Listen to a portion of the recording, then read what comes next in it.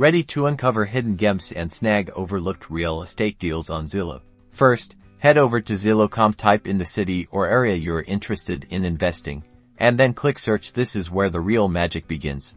Now, let's refine our search. Click on the filters button, adjust the price range to focus on properties on the lower end of your budget. This is where the competition thins out and overlooked deals start to surface. Scroll down to the days on Zillow filter and set it to a higher number, like 90 days or more. These properties have been sitting on the market longer, indicating potential issues or seller motivation. Next, utilize the keywords filter. Type in terms like TLC, cosmetic, fixer, needs work, or handyman special. These words often signal properties that need some love but offer significant upside potential.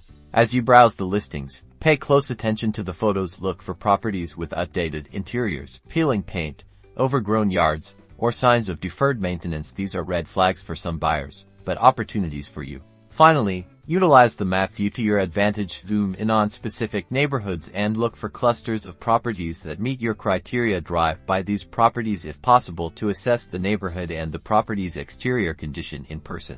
And always check the price history of the property. This can provide hints to you about why the property is listed for the listed price.